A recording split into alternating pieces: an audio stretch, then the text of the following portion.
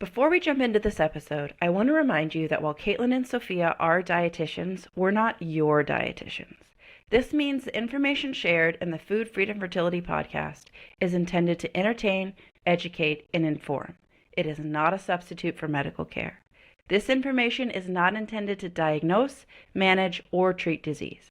Always consult with your doctor before making any changes.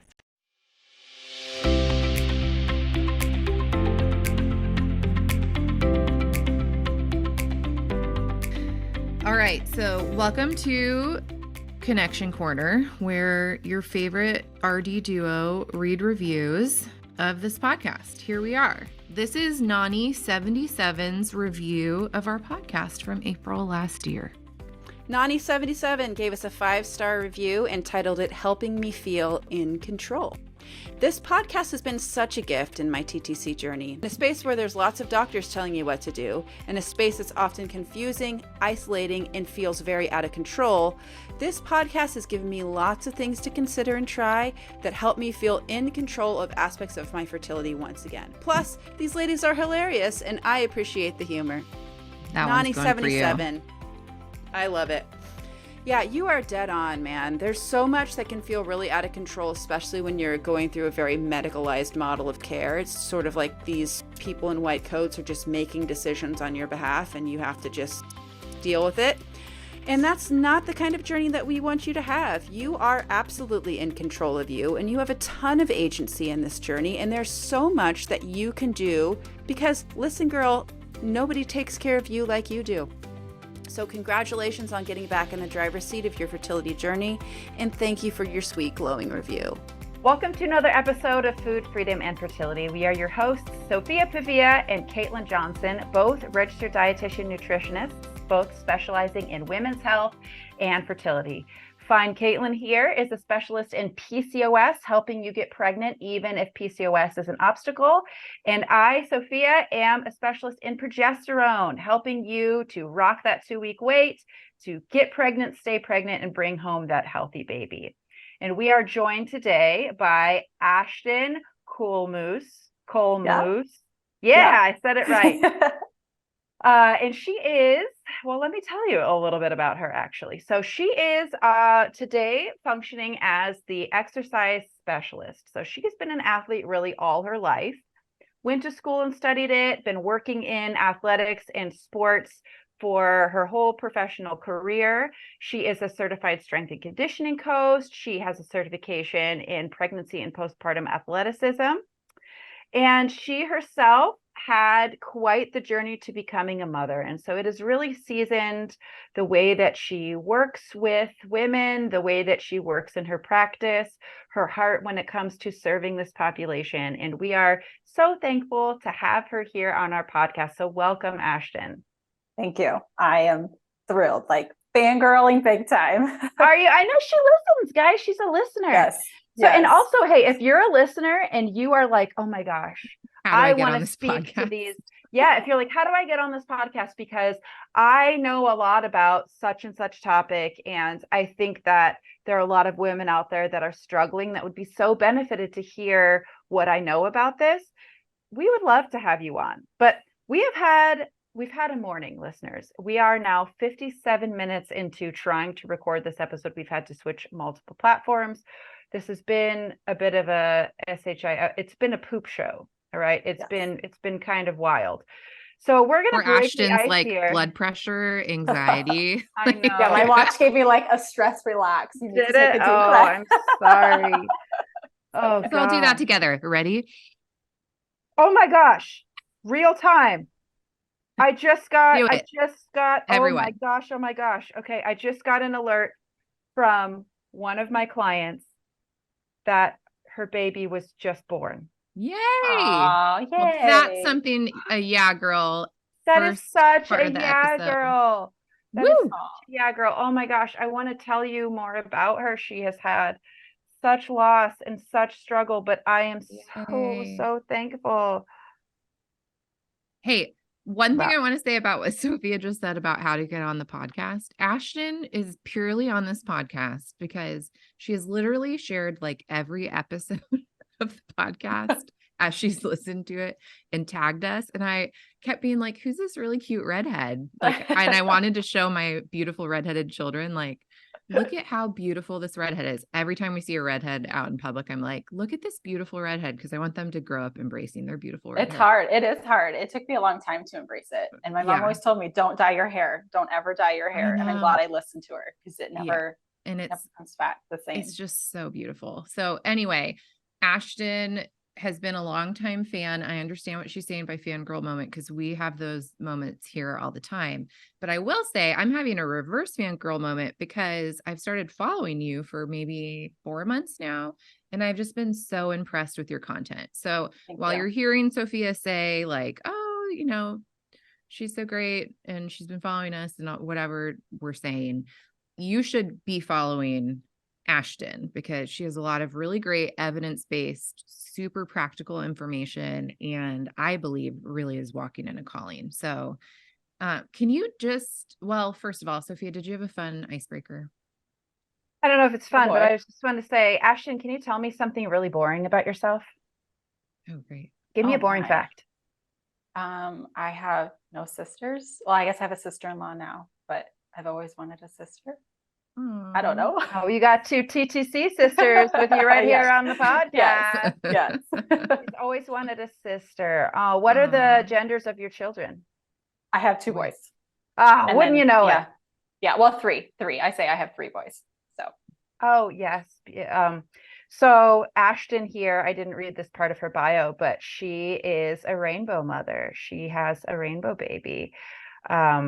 And she lost one of her children at 16 weeks, which is wow. And so for those of you, it's a long ways along. For those of you who have been through something like that, know that you are not alone. No. And I think that's the biggest thing with you have the try and conceive sisters, and then you have your pregnancy loss tribe, and often they're mixed. And they coincide together. But I mean, just being in that club is one you never ever imagined to be in. But the strength and bravery that you you get from other women is just, it's immense. And I guess I'm blessed to be a part of it and just experience it in that aspect. If you're looking for a positive spin on pregnancy loss. Ashton, wow. Let's pretend you're a superhero and they made a movie about you that was like your origin story. Can you give us like the highlights or lowlights of your origin story? So you mean like, I'm not going to start at birth. But I guess kind of like what led you to this career and this career path. Yeah. But also if you want to tell us about your fertility story, because people will be comforted to hear hope. Yeah.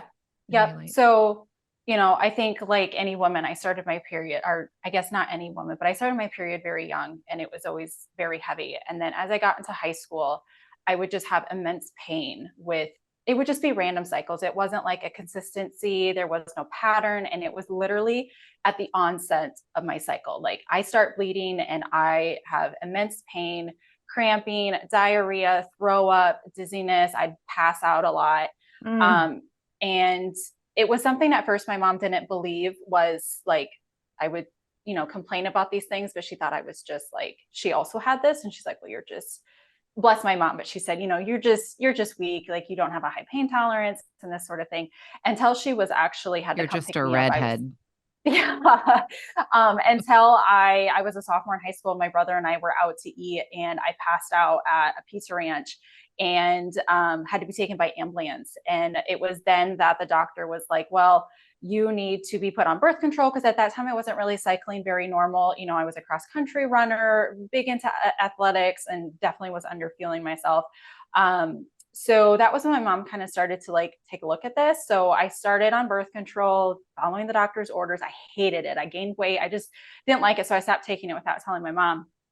But then fast forward, got married. And these episodes, they kind of went away, but they just kept getting worse. And then in college, and then they got worse in like their length. So like what used to be a couple hours was now like a half day or a full day.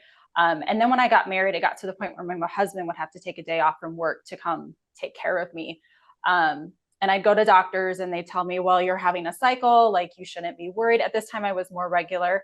I wasn't on the birth control anymore. I was doing natural family planning.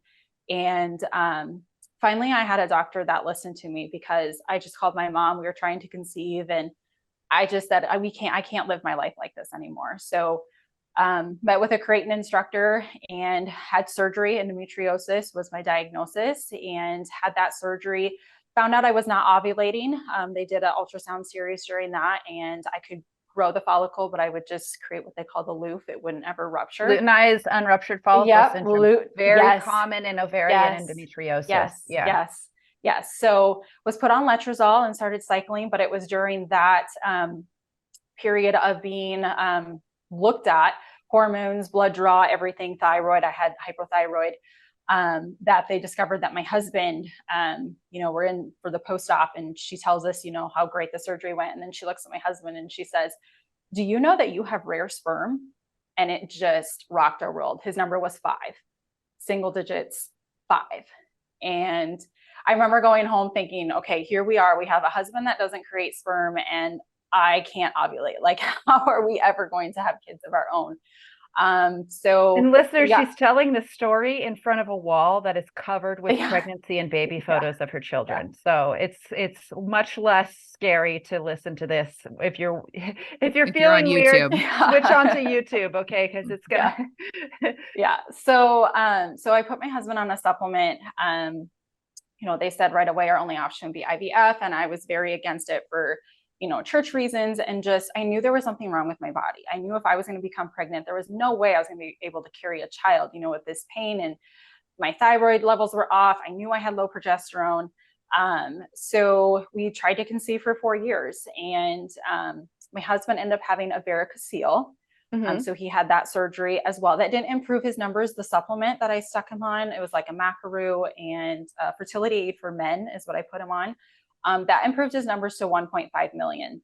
So we froze that sample, but his numbers never increased. So 4 years into our journey, we finally kind of came to the end of our rope. I had a second surgery in there. I had an ovarian wedge reduction because that was really the only PCOS symptom I was having, was enlarged ovaries. And that actually got me, like, otherwise I couldn't ovulate unless I was on letrozole. So now I can ovulate just fine. My progesterone levels aren't great, but they're improved. But after that, it was like, we tried for another 6 months, and it was like, okay, we have to do a different route. Like, this isn't obviously going to work. My husband's numbers will never support natural conception. So we did 1 round of IVF. That's all we said we were going to do. It's all we could afford. And we have 2 beautiful earthly children because of it, currently pregnant with my 4th. And we lost our second at 16 weeks gestation. We don't know why we lost him. He was genetically normal in all aspects. Placenta was healthy. Just God needed him more than we did. So, but I'm so sorry. Yeah. So here it's okay. So it's not okay, but yeah. So I stepped away when I became pregnant. I stepped away from my fitness, my career, just because at the time we didn't know if Oliver would be our only son. But then it was during my postpartum experience that I was like learning about the core and pelvic floor, because I was having all these symptoms, low back pain, leaking, pain with intercourse. And the more I learned, I was just like, damn, here I am, a fitness trainer with a degree and education and experience. And I have never heard of these things. There's no way the common mom walking into the gym, because I just followed what my doctor said. Do what you always did. You can return doctors. A wealth of exercise information. Yeah. But, I didn't know at the time. And so I had the fit pregnancy, and I learned there was a lot of things I did during that first pregnancy I never, ever should have done. So, girl, same. I'm still dealing with issues because of that. Yeah. So that's where I launched my business, and just trying to educate and support moms and helping them live their life without leaking, pain, dysfunction, just in confidence that they can do mom life without experiencing those things. So here I am supporting, I try to keep a pillar of the trying to conceive and pregnancy loss, because there is special considerations as far as exercise for that population that definitely aren't talked about or mentioned. Well, we're talking about it today. Yes, we are. Today, we are going to learn about that. And so, listener, that's really what this is going to be. We've had pelvic floor specialists on, but what we haven't talked about is exercise for trying to conceive. Is it different? Should it be different? What should you do and not do? And is there a right way to exercise? Is there a wrong way to exercise? How much is too much? Like, we are going to answer all of those questions for you today. So why don't you just stay put? We're going to hear from one of our sponsors, and when we get back, we are diving into the good stuff with Ashton. We're taking a break to talk about our sponsor, Fertility Cloud. In working with hundreds of you ladies, we have noticed a problem that has come up. I know it's come up for me, Caitlin. It's come up for your clients as well. And that is not only finding a doctor who is going to know how to help you, but one that wants to. We have a lot of issues here, and sometimes getting a simple blood test or actually getting a medication or talking to someone who's actually an expert in fertility can not only take an insane amount of time, but it can feel like you're fighting your doctor. Yeah, or you're playing like Russian roulette to get in front of somebody who actually cares. We are so excited to be partnering with Fertility Cloud because they have a solution for all of these frustrations. Just last week, I had a client that needed right now care, and we couldn't get her in front of an OB. And she got a same-day appointment with Fertility Cloud and spoke to a reproductive endocrinologist and had a prescription that she needed in her hand hours later. This is a solution that our industry desperately needs, and we are so excited to present to you. So if you're in a remote area and you have to drive 4 hours to go see a doctor, or if you've been to multiple doctors and none of them seem to really listen or really care or want to take an approach that works for you, start up with My Fertility Cloud. My Fertility Cloud has provided us a link, so check it out in the show notes. That will get you $25 off your first visit with one of their providers. We're taking a quick break from this episode to talk about one of our sponsors, the Prenatal Nutrition Library. We love the Prenatal Nutrition Library. It's a searchable database and app, which means you have answers within seconds and peace of mind that what you're eating during pregnancy is both safe and nutritious. It's almost like having your own personal pregnancy dietitian in your back pocket that's going to not only tell you, is it safe to eat this? How much of that should I have? Yada, yada, yada. But give you actual meal plans so you know how to put it all together onto your plate today. And the meal plans are trimester specific, meaning, some women are kind of nauseous in their first trimester and maybe they need specific foods to help combat that. Prenatal Nutrition Library has got you covered. Or the fact that your baby's brain is growing rapidly in your third trimester and you need your nutrition to support that. Prenatal Nutrition Library meal plans has got you covered there too. This is evidence-based information. Registered dietitians are in this app weekly answering members' questions. There's an exclusive podcast within the app that's run by Ryan, who is the prenatal dietitian that founded this entire thing. It's a wealth of knowledge and resources and will take you far beyond that one-page handout your doctor handed you that actually probably has out-of-date information about eating in pregnancy. So head on over to the Prenatal Nutrition Library as soon as you get your big fat positive. Well, okay, first message me and Caitlin so we can do a happy dance with you.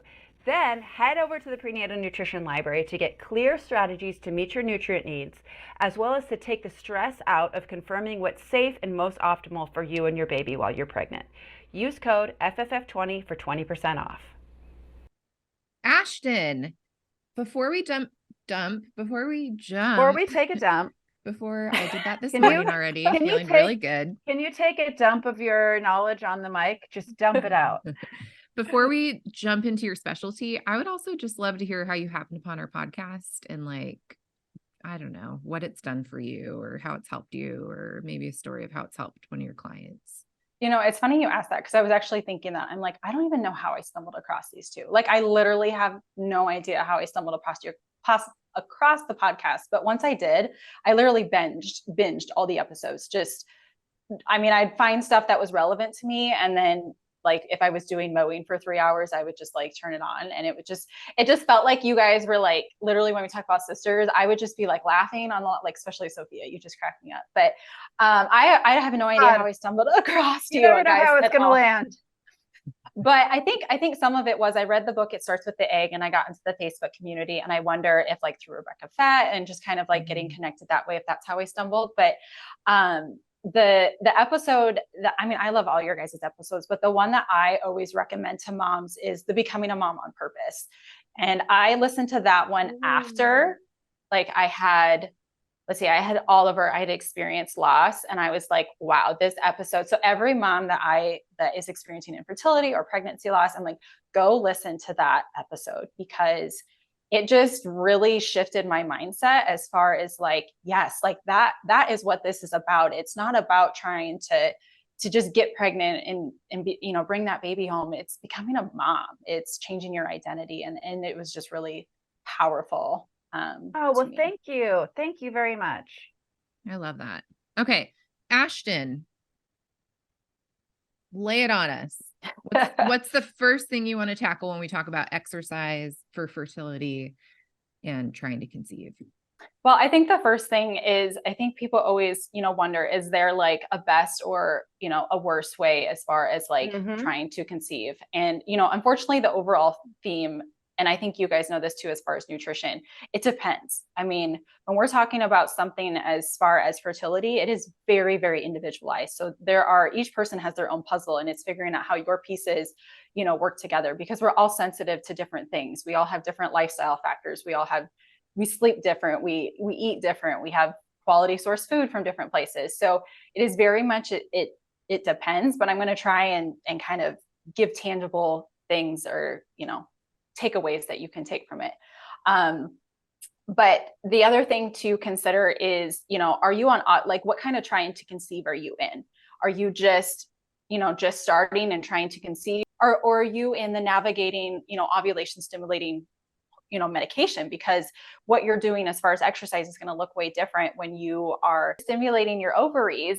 And, especially if you're undergoing IVF, like, your exercise is going to look really, really different. So a best practice is moderate strength training, 20 to 45 minutes a week, 2 to 4 times a week, with a weight that you can support for 10 to 15 reps, 2 to 3 sets.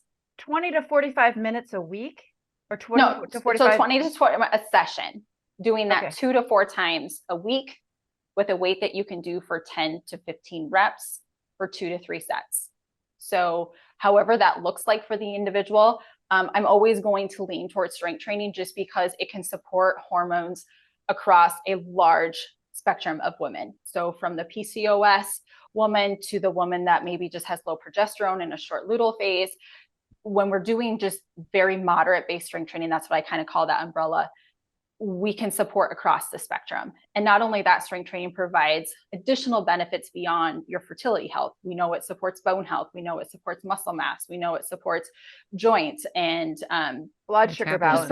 Yeah. And it just prepares you for the demands of motherhood. Like, we're all mothers here, and we know how difficult being a mom is, between the strollers and the carriers and the baby carriers and all this stuff. So I'm always going to be the big proponent of strength first. Walking is great. I'm not going to bash cardio, but moms need the strength training just because it meets the demands of our lifestyle.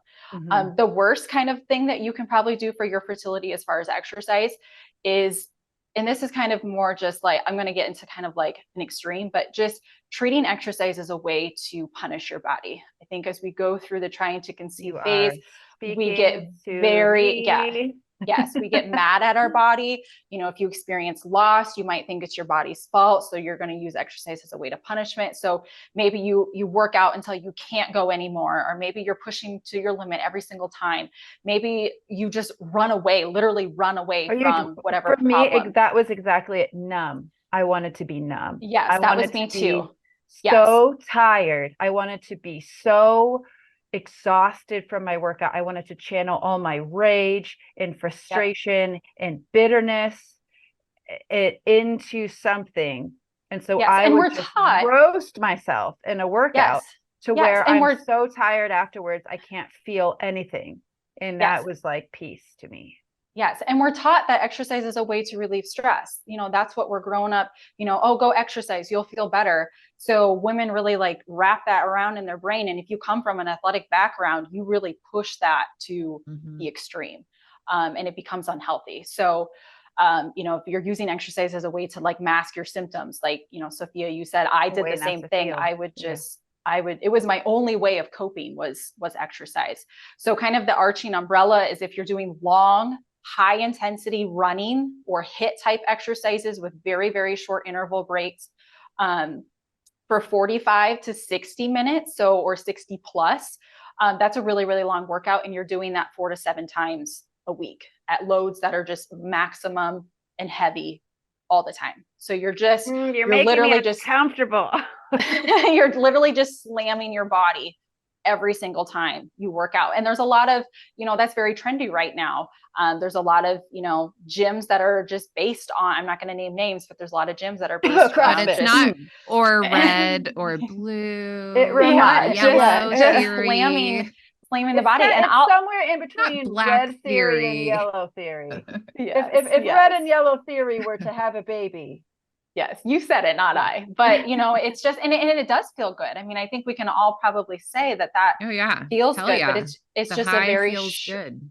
Yeah, it's a very short temporary high, and it's not a great way to kind of move through. Yeah, it's just what is the root cause of what you're feeling. Your internal environment is so uncomfortable that you want to feel something else, even if that other thing is exhaustion, even if that other thing is muscles burning, even if that other thing is I'm breathing so heavy I want to puke. You're feeling something other than, or whatever other vice it might or feel eating like. or drinking or gambling, it or can be social media, or watching porn, or like whatever it is that distracts you so much from your current anguish. So you and Sophia have this in common, and we can all agree that it's not a healthy place to be. But how does somebody who's there get out from that? An injury. Oh, we're not just telling my story. How does somebody? No, because I had an injury and I just pushed through. I was like, oh, forget it. I'll just. Oh, I tried. I tried until I couldn't walk and couldn't. Because here's the thing. Yeah. People will push and push and push, and then they hope that pregnancy will be the answer, and then having the baby will be the answer. And there will be people listening to this who they will have this disordered relationship with exercise, and they will still get pregnant, and they will still have a healthy baby. And then on the other side of it, they will still have this unhealthy relationship. And there will be others where this is standing in the way of them reaching their dreams. And so for both of those people, no matter when they get pregnant, how they get pregnant, it's still something they need to deal with. So do either of you have thoughts on how to address this other than all the other things that we always talk about, like therapy? Yes, therapy is a good one. I think for me, when I realized that, like, for me, my switch happened when we were undergoing IVF.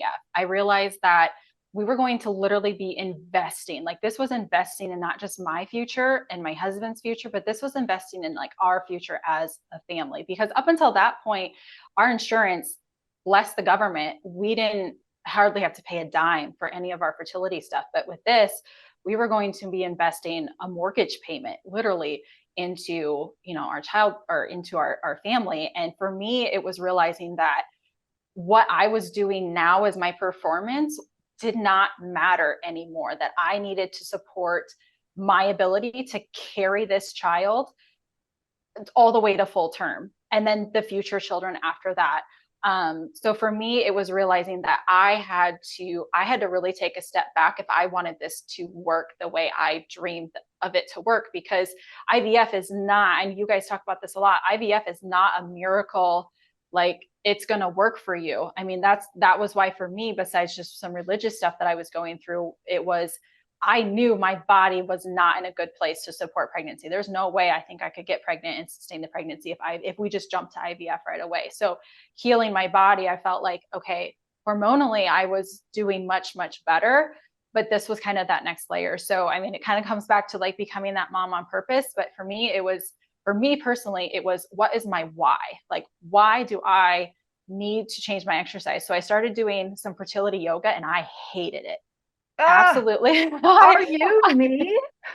I would rather do 100 pull-ups than sit on my yoga mat with my own thoughts for 10 minutes.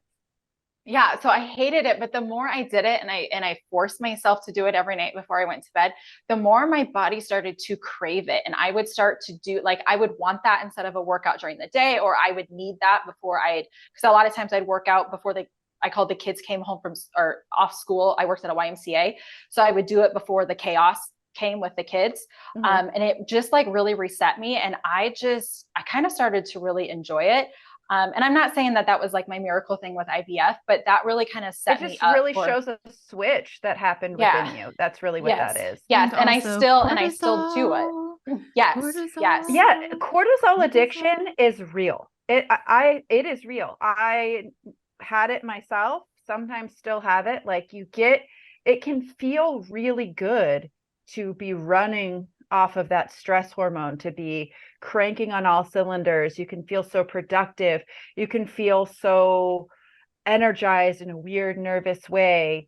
It can feel really good. And especially when you are like high functioning ADHD or like me, where it's like you you don't want to sit alone with your thoughts, to be peaceful in your own body is like walking on broken glass. Torture. It's torture. It is so hard to do, and you just don't want to. You want to go and you want to go and you want to go, and so it's so easy to like skip breakfast and have a bulletproof coffee and then like roast yourself in the gym and like have a shake, get to work, and you're not even hungry because you're just freaking ramming through life. And when you start slowing down, the fallout from that can be crazy. And what it was for me was a back injury that to this day we still don't have an explanation for. It was there and now it is gone. I don't know if it was Praise like a God. demon in my back that the Lord No, my released from goodness, me. Sophia. That was a little bit of an inside joke for Caitlin and I. Sorry. We were talking before this about how our church trauma made us think that everything that ever happened to you is some sort of demonic presence. But yeah, for me, that's what it took is, and you know, it honestly took me probably like 9, 10, almost a year to heal from that injury because I refused to heal. I kept trying to move through it. I was seeing my muscles shrink away. I was seeing more belly fat coming on me, and I was so terrified of that. And I wasn't able to do what I liked doing, which is just roast myself to the ground in the gym. I couldn't do it, and I had to rest, and it was very, very hard for me.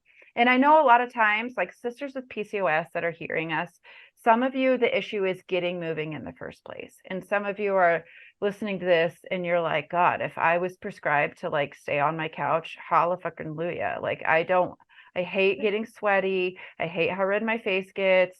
Well, you know, all these things. I'm embarrassed to work out because I'm overweight or, you know, whatever your reasons are. But there are other people listening to this that are not, that are on the other side of it. And so we'll get into, I mean, honestly, everybody needs movement, but Just what what that ends up movement? looking like for some of us, we need to tone it the F down. And for some of us, we need to pick it the F up. And, you know, doing strength training 2 days a week, like, no, I need to do strength training way more than that. And for some of you, doing strength training twice a week, you're like, no, I hate it. I don't want to lift weights. I So think too, everybody's somewhere different. you know, the answer is very often like it depends, but something that I've really been coming back to a lot is like, what is a godly divine rhythm? Mm-hmm. And we were created to be in a garden. Like there is a lot more peace in the way that God put us here than we enjoy in our modern technology, ultra fast culture. And we need to sometimes slow down, but also God put us in a garden to tend and keep. And so Yeah.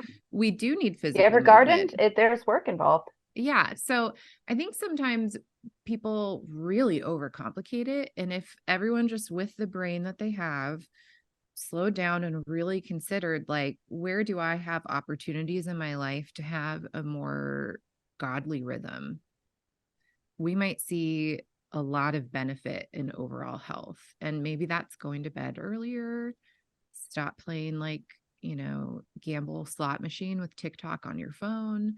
Maybe that's going for walks and then coming home and doing resistance training 3 times a week. Like that may be different for all of us. That's partly what Ashton's saying. But I think if we all just slow down, you can even tell I'm choosing to talk more slowly right now.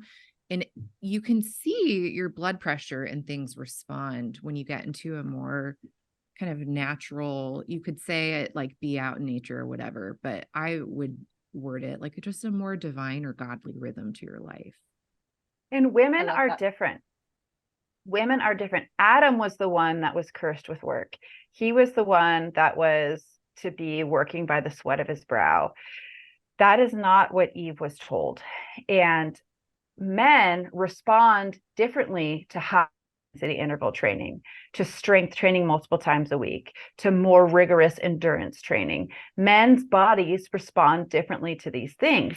We are not just smaller men. That's not how No. women's bodies work. We have a different body chemistry. We have a different hormonal makeup. And we're not just talking about testosterone and estrogen levels. This is in every cell of your body, you are female. And that is not popular, but that's the biological truth. And so you are just different. You have different needs. And whatever clothes you want to wear, how you want to cut your hair, what name you want someone to call you by, that's not what we're talking about. We are talking about how to take care of your body. And so slowing down and doing more like walking, gardening, moderate level strength training. This isn't Victorian times where we're worried your uterus is going to fall out if you walk too quickly. But this is where, or I don't know, they made women like ride side saddle because they thought if they like opened their legs on a horse, it would like shake up their baby bits or something like that. But this is a time where we know that women's bodies need more low intensity workouts, long walks,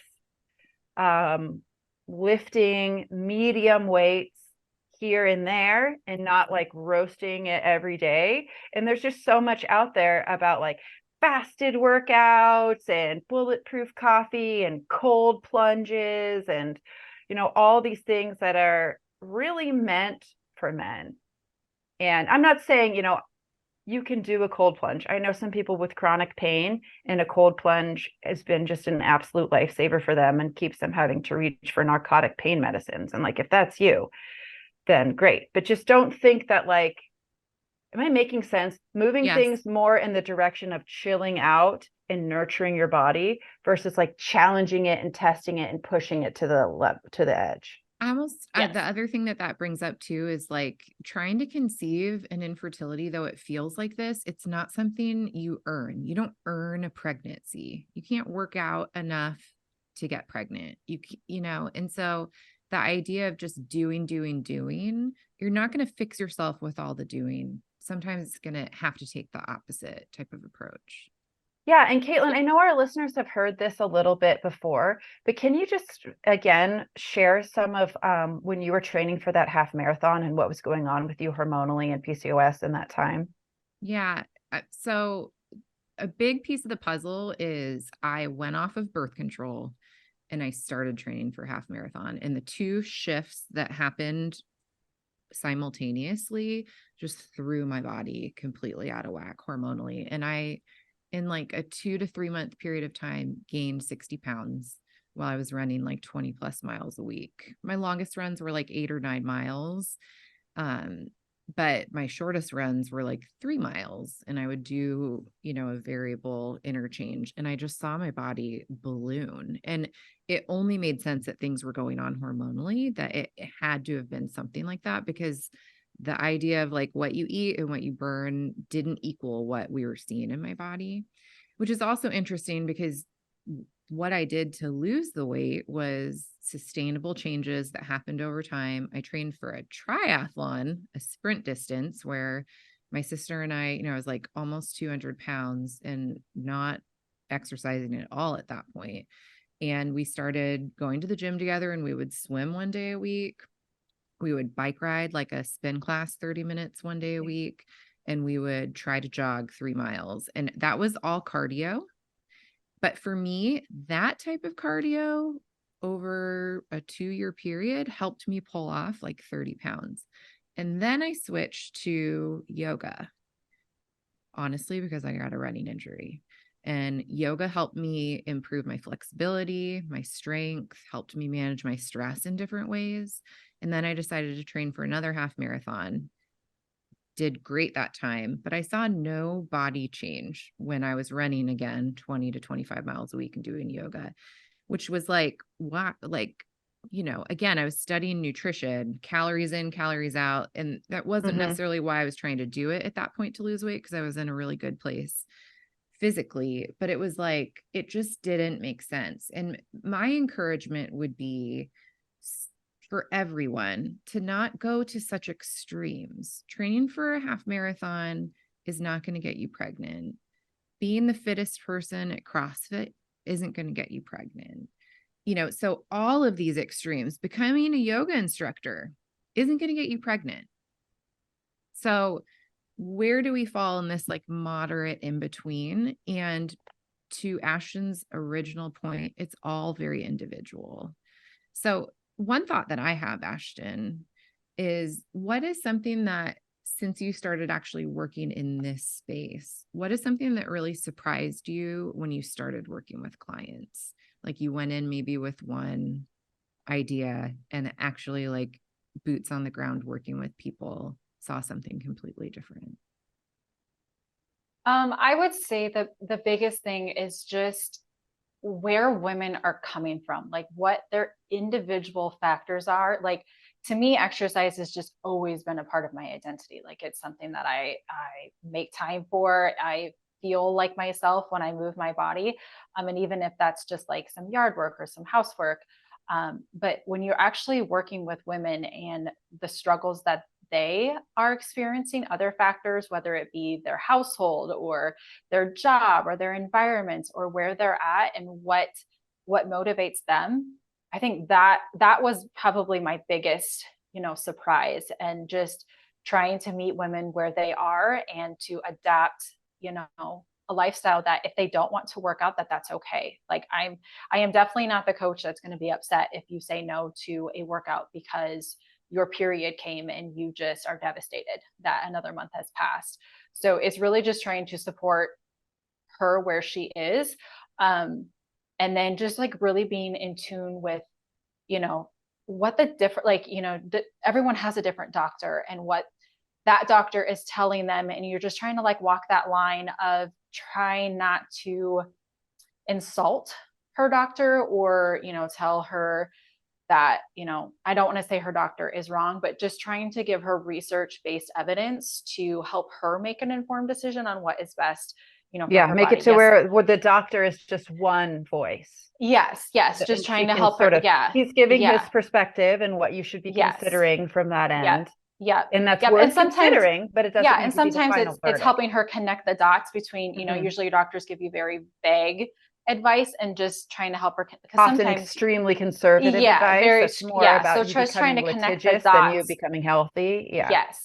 So just trying to connect the dots as far as where they're at in their lifestyle, what their doctor is telling them, and then just kind of what I believe as their coach has been probably the biggest hurdle as far as working with women. Well, welcome to the club. Two things I want to say one thing quickly, but I wanted to say while Caitlin was talking is, listeners, I know that some of you have experienced what Caitlin was talking about and what that must have done to your heart and what that must have done to you to be exercising like that and gaining weight and moving in the wrong. I mean, 60 pounds is not a small amount. We're not talking about, oh, my jeans were more snug. We're talking about a completely different wardrobe. 2 pregnancies worth of weight gain in 2 months. Yes. And so I know some of you are coming from that place right now where you're not working out because you're like, what the hell is the point? Like, I work out and I gain weight. Like, this is ridiculous. And I just want you to feel really seen in that and hear that it's not you.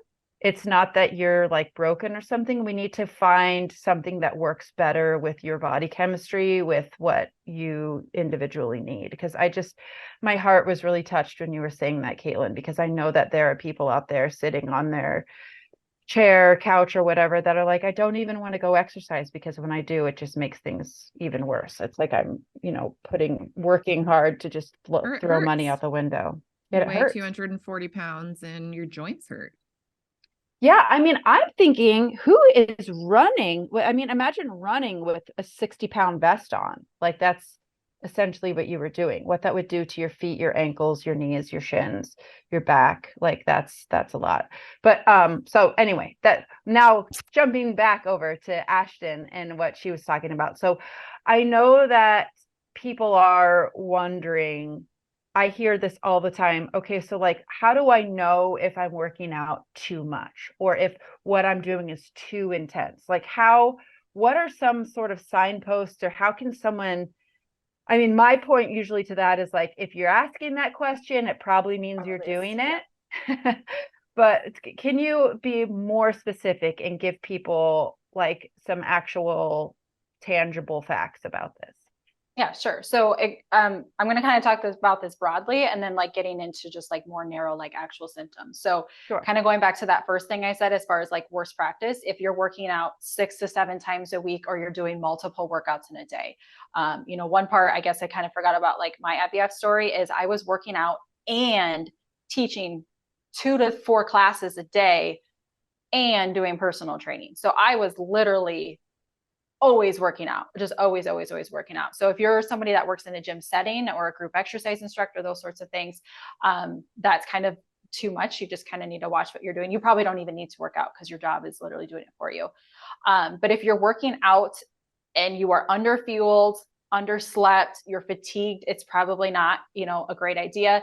If you're trying to kill yourself every single time, like we already talked about, and then using exercise as your only means to handle your stress. But if we want to narrow in and really talk about symptoms, the number one thing I always look at is, what is your fertility telling you? Because we all know that that's your 5th vital sign as far as how you're handling, stress and what exercise is doing to your body. So are you somebody that is suffering from low progesterone? Do you have weak ovulation, short luteal phase? Do you have poor thyroid function? Are you experiencing infertility or reoccurrent early miscarriages? Now, we're not saying exercise is the only piece to that puzzle, but it's a pretty big piece that we need to take a look at and look at, how are you moving your body? Is this influencing, your hormones? If you're sore all the time, like that is something, if you are exercising at a level that is appropriate for you, you should never experience soreness. That's a big, just like fitness myth that needs to be busted, is that soreness is a reflection of a great workout. That is not. It's a reflection that you did way too much for your body. So you should not. Hold on. I got a bone to pick with that. So I mean, because I get sore from things that are just like, I haven't used that muscle group in a while. Yes, yeah. Like, so you have that. From stretching. I can be sore from, let's say, climbing a cargo net over a pool. I did that recently, and yeah. So I mean, you can have that soreness, but if this is soreness that lasts for days, like I think we can all experience when we maybe return back to squatting or exercise and it hurts to sit down on the toilet, and that lasts for days. You probably entered exercise at an intensity that is just way too much, at loads that were way too much. So it is a line, but I do know of people that I used to work with that they just love to be sore. They wanted me to kill them all the time. Yeah, there's a brand called Live Sore, where it's like, you just are always sore because you're challenging your body constantly. Yeah. So that's a sign. Another sign would be like, you're just fatigued, you're tired, you have no motivation like the rest of your day. Maybe you even feel lethargic as you perform your movements, whether in daily living or in the gym, or you just like brain fog is another indicator that your exercise could be influencing your daily living. Injuries, if you're somebody that is just always injured, or you always have a knee injury, you always have a hip injury, you're not allowing your body to heal. That is another sign. Loss of appetite. A lot of times when people are working out a lot, they lose their ability to feel. Like, this was definitely me. I was just never hungry, or I'd snack. But I mean, the number of calories I was burning versus what I was intaking was greatly influencing my own hormone journey, and especially the progesterone. And then just elevated, if you're somebody that's taking basal metabolic rate anyway in the morning, you can take your resting heart rate in the morning as well. And that can be a sign of where your recovery is. If it's elevated, we know that the body is still in a recovering state, and it's probably not a great day to slam your body with another workout. So if that's always elevated, especially in the morning, that's another indicator. I want to zoom in on that, but before we do, let's hear from one of our sponsors. Hey guys, we're taking a break from our episode and I want to talk about something that's super confusing. When you head down the supplement aisle and you're looking for a prenatal, and on the prenatal bottle itself, it says, do not take if you're trying to conceive, pregnant, or breastfeeding. Like, what the heck? It says talk to your doctor if you are pregnant, could be pregnant, breastfeeding, postpartum, whatever. And every supplement has this. You go down the supplement aisle, you go shopping on whatever supplement website, and there's a disclaimer on every bottle of every single thing, which means that everything that you've been taking your whole life long is now a big question mark about whether or not you are potentially harming yourself by taking something where you're trying to be healthy. So that is why we partnered with Needed. Needed is a perinatal nutrition supplement brand that has a wide array of products specifically designed for women who are pregnant, trying to become pregnant, breastfeeding, or postpartum. So it's not just that these products like can work if you're in that situation, or oh, it's probably okay if you take it while you're trying to conceive. No. These products are researched, they are formulated, and they are put together specifically for women who are trying to conceive, pregnant, breastfeeding, and postpartum. This answers so many questions. I always get asked, like, what can I take? It's cold and flu season. What's safe? Needed has an immune support. That's safe whether you're trying to conceive, pregnant. It's even safe for your little ones. And it's not just immune support. They've got collagen, they've got hydration support, they have digestive support, they have prenatal multi. They even made a line for dudes. Needed is somebody we're really proud to be partnering with. So head over to their website and use code FFF20 for 20% off your order. Okay, so we're back. We talk a lot about symptothermal tracking and looking at the symptoms your body's giving you about a lot of things to indicate if you've ovulated, to indicate if you're pregnant, to indicate are you about to ovulate, and other pieces of information your body is fully capable of telling you if you just need if you know how to interpret the signs and symptoms. We've recommended for people in the past to consider the AVA bracelet, which tracks far beyond just a basal body temperature, tracks things like your respiration variability, your respiration rate, heart rate, lots of things, how long you slept even. And so you brought up, Ashton, that your resting heart rate can tell us things about your recovery from exercise. We've never talked about that on the podcast before. So I'd love to like zoom in just a little bit more on that. And maybe if somebody doesn't have an AVA bracelet or another wearable that's telling them what their resting heart rate is, maybe just directions on how they could do that for themselves with their clock or whatever, and track it so that it could be a valuable, just piece of data for people if they want to use it. Okay, yeah, sure. I'll first talk about like how you do it. So, if you're doing it in the morning, obviously, you're lying to spine and you've just woken up and you're trying not to move a whole lot.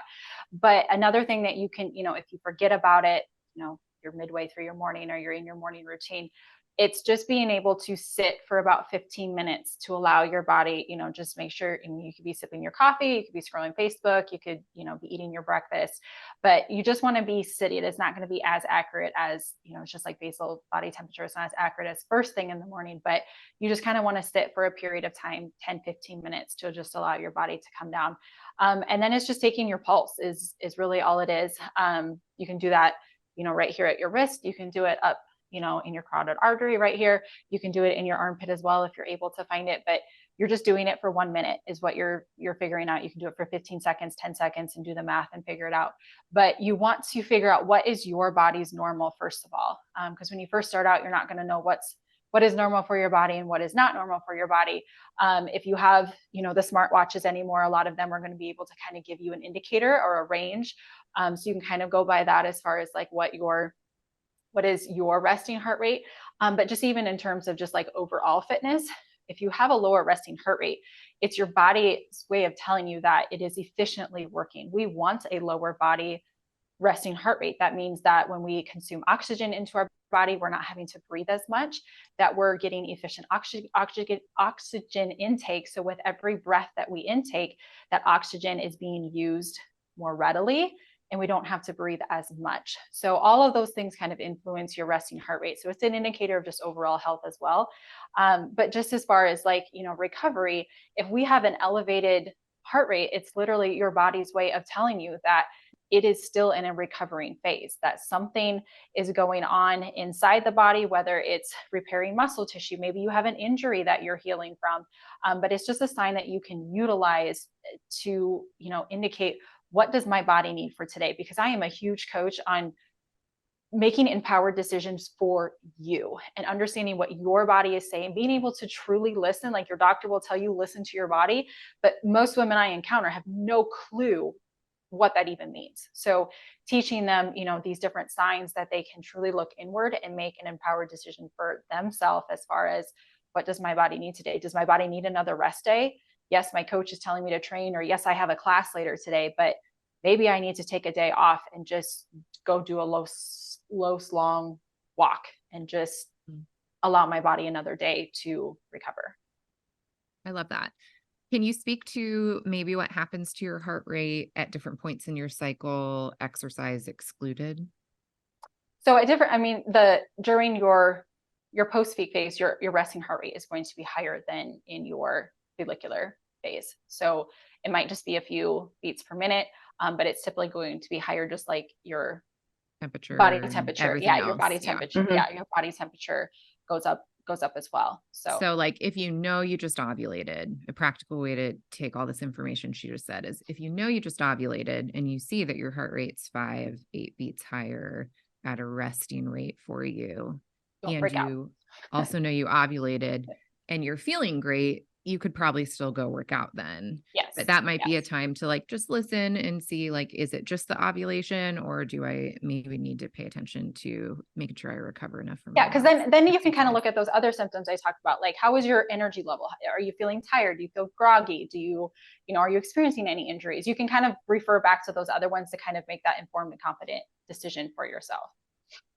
So since we're saying all of this, why don't we talk about actually matching exercise to various phases in your cycle? Like cycle syncing is what people call it, like doing more high intensity at some and then not at others, more rest here. When should I be strength versus cardio? Like there's so much out there and it's fairly new. Is there any validity to that? And if there is, how does someone do this? So let's first break it down, because I'm sure some listeners may not know what it actually is, but it's broken up into your 4 phases of your cycle. So we have our menstrual cycle, follicular, ovulatory, and then our luteal phase. And then, it all repeats. So the whole idea of cycle syncing is that you're taking exercise and you are matching what your body is going through as far as your cycle. So your energy level and your hormone levels, what they're doing are going to indicate kind of how you feel. So we're picking exercises or movements that complement that phase of your cycle. So when we're in our menstrual cycle, day 0 or 1 to 7, you're looking at more like walking and flexibility. And then as you move into your follicular phase and your estrogen starts to increase, progesterone is obviously very low. As that estrogen increase, we feel more energized, we have more energy, we feel more apt to doing stuff. So we can sort of like, we call this like the day 3 of your cycle, like the worst days of your period are behind you, your estrogen starts to rise. Yep. So you start to feel better. So maybe, that's a time to push your body. So whether that be, if strength training is your thing, maybe you can lift heavier loads. If you're looking to, PR, maybe you're, doing running and you're trying to do more your tempo runs or your race runs during this time. If you're more of like the yogi, your vinyasa yoga, your high intensity, maybe even a little bit of hot yoga during this phase. And then you have your ovulatory, which is like your peak, like I feel like I am superwoman during, when you're ovulating. So, and this is a very short phase. It's only like 2 to 3 days long. But that's where, your high intensity stuff, your cycling, your running, all of those things kind of complement what's going on at your body. Because, our hormones are kind of at the peak. We're about ready to have that that big switch. And then when we're in that luteal phase, which is the longest phase of this cycle, we all know it's about 10 to 14, 16 days long, is when you want to focus on more exercises that are lighter. So strength training at light or moderate, weights or intensities. Taking longer rest between walking, sets. Longer rest, walking, more gentle yoga, maybe swimming is feels better to you. Because progesterone, when we have that going in our bodies, we just don't Your feel, body is putting its yes, energy into getting ready yes, for a potential, baby. yeah, And getting you ready for a want it baby. to You do just that. don't feel, you just kind of feel, I guess I describe it as I always feel just like kind of groggy. I don't feel like Yeah, it's where you want doing to be much. like Yeah. I don't feel making very soup womanly. and I don't baking know. It's, bread. It's yeah. your nesting phase. Yes. Yeah. So the whole idea is we take exercises that kind of complement that. So the pros to me is, we're complementing the hormone patterns that, we're matching what, exercises that can either spike cortisol and the body can handle higher cortisol spiking exercises. And then the energy levels that we just are feeling. Okay. We can push our body when it can be pushed, and we can expect some results. And then we cannot expect, when we're in that luteal phase, we can expect that our body is more in like a recovery phase, that we're not looking to push, as much. We're not expecting as much from our body. Like there's a reason why I can't PR or I can't run as fast as I can in the follicular phase. Can you talk a little bit about when trying to conceive, whether you're struggling with infertility or not, or you're just trying to optimize things? What are some general things that we need to consider about the pelvic floor that we probably haven't been told before? Because all three of us did things probably in our preparation for pregnancy and first pregnancies that we regret now that we've learned more. Like, how can we set somebody up for success no matter where they are in this preconception fertility phase? Well, I mean, all women have a poor, I'll be the first to admit, I had a very poor understanding. I birthed a baby and didn't know what a pelvic floor was or what it did for me. I mean, it wasn't until I was 6 months postpartum that I learned what this, a baby in an exercise degree yeah. and it's some pretty intense anatomy and physiology training. Just this complex series of muscles that, I call her the queen bee. Like that's when I'm talking to people about the pelvic floor, I consider it the queen bee. But just understanding that your pelvic floor holds everything that you feel. So if you are experienced trauma, if you have experienced extreme grief and anxiety, if you've experienced pregnancy loss once or multiple times, your pelvic floor remembers that, and your body just kind of turns into what she's feeling and what she's doing. So for some women, a lot of women have tight pelvic floors, and especially if you've experienced grief or trauma, a lot of women carry a lot of tension. So when we're looking at the trying to conceive and infertility space,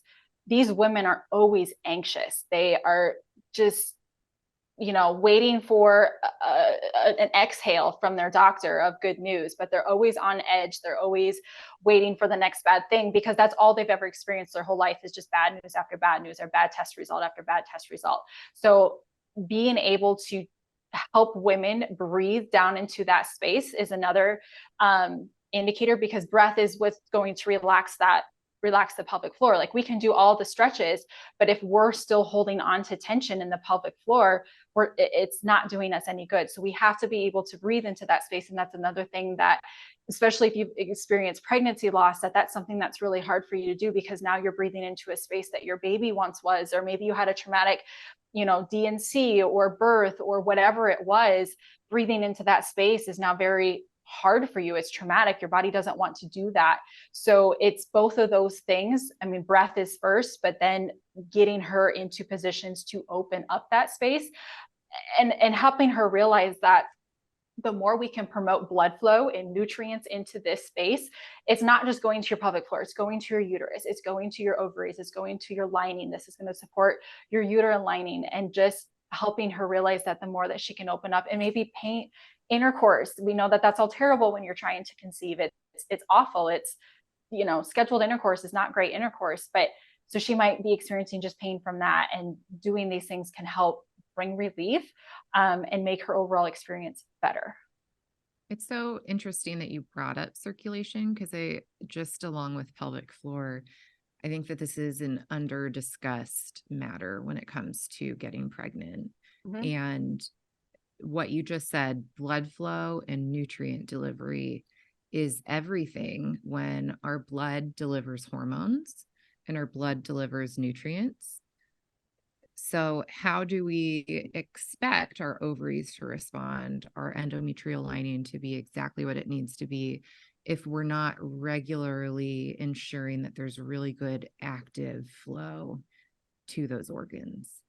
And that's one thing that I try to help encourage moms who are hesitant to move their body or don't enjoy moving their body, that it's more than just the calories. It's more than just even how you feel. Like, this is supporting your future pregnancy when you do become a mom, and just helping her put a different spin on exercise, because maybe she has a negative connotation. Maybe she didn't like it, or, had a terrible coach that just ruined, athletics for her. So and that's usually a pretty powerful one when you explain to moms the implications that, moving your body and breathing into this space, and being able to breathe properly, can bring a lot of benefit beyond the physical part of it. Well, moving forward, we're kind of coming to the close here. So can you give a little paragraph of inspiration to the former athletes listening who are now in the season of trying to conceive? Maybe former/current athletes. Maybe you're still doing, maybe you're not in like a college sport anymore, but you're still doing, maybe you went from competitive track to now you're doing triathlons, or, whatever, but someone with that athlete brain. Yeah, totally. So the biggest thing that I coach is your mindset. Your mindset is so powerful. When you are in the infertility, like, unfortunately, you got to be in for the long haul, like, because for some women, it is a really long period of time. 9 months pregnancy is not a long time in comparison to waiting 4 years for your baby.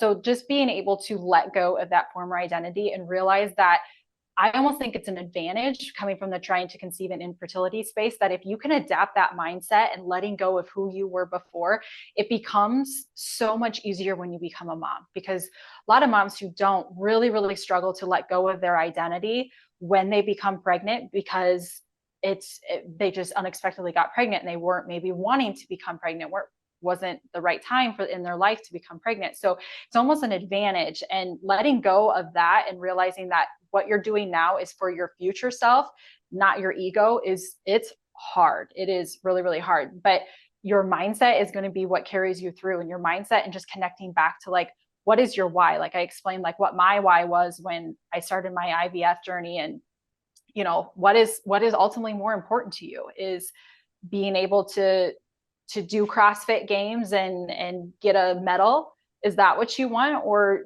do you want to bring a baby home? Like, and I know that that's like really extreme to think about, but when you're in that athlete brain, that's kind of the two things that you have to look at. And you see somebody, you see like Toomey, who took a few medals home, and now she's pregnant, and she's still, doing these super high intensity workouts and looking like CrossFit queen and all of that. That can feel like that's supposed to be me. But let's just look at this like a scientist. Why don't we take a look at this from the numbers? How many women are doing what Toomey's doing? Not many, but the other thing that the coaches in my network, the other coaches in our network look at, like, it's what's the word I'm looking for? Not disgraceful, but we're trying to change that narrative as far as you can't continue to train like that during your pregnancy. Does that make sense? And and not that she's a part of our network, but it's just really hard because, you're trying to work with athletes and all they see is this one person, like Sophia said, it's just one example. But there's so many other celebrity who gets pregnant at 47. Yeah. And you look at any no Olympic, idea how much IVF or anything that they did to get there. And you look at any athlete, I mean, they step away from their sport to be a mom, and they have to return. So, but just letting go of, that understanding, and just realizing that you're never going to come back to this current state. Like, once you become a mom, there is no back. No, there's only forward. There is no bouncing back. And why would you want to bounce back? Because that's neglecting everything that's neglecting your baby. So just going back to becoming a mom on purpose, and really thinking that this new thing that you're training for, this athletic event, is birth. Like, that's the new training event that you are training for. So just figuring out concepts that connect still to that athletic ability in them and what they're used to as far as competitiveness, and just getting back into, or getting that connected to just the fertility side of things, and just helping them see that it's a bigger picture than just their training now. So thank you for that. And what would you say to the lady that's on the other side of the coin, the busy professional who's struggling to get movement in at all? My advice there would be, you have to be, again, it's a mindset thing. I love mindset, but you have to be able to pour into yourself first before you can pour and fill other people's cup. Your health at the end of the day is the most important thing that you can do for your job to help other people. So being able to adapt that something is always better than nothing, even if it's just 5 minutes. Can you move your body for 5 minutes today? I think we can all do that. I think we can all set our phones down for 5 minutes and do some squats, maybe some push-ups, some incline push-ups against your countertop.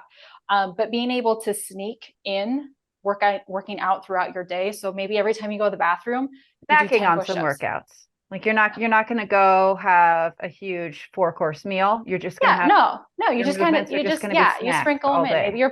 Maybe you're playing with your kids and you do some bridges and some planks. I mean, your kids are going to love it when you start working out on the floor. I mean, there's your weight right there when your kids are climbing over you.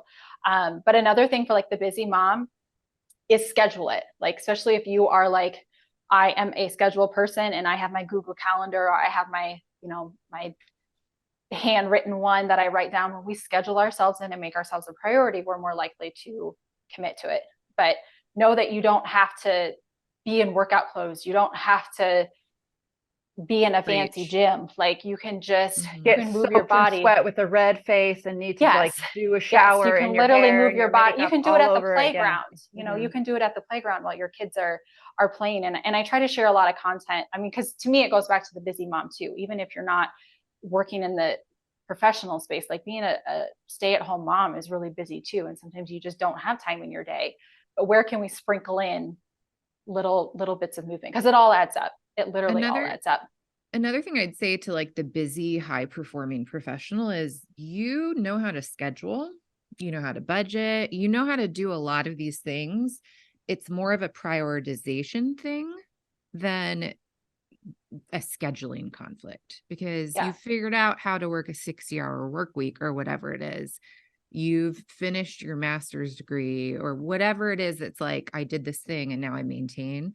So now the challenge is to figure out, how do you change your priority? Because you're probably one of those high performing, very capable people. It's a prioritization issue and a scheduling issue, and not a high functioning issue. But there aren't just two sides to that coin.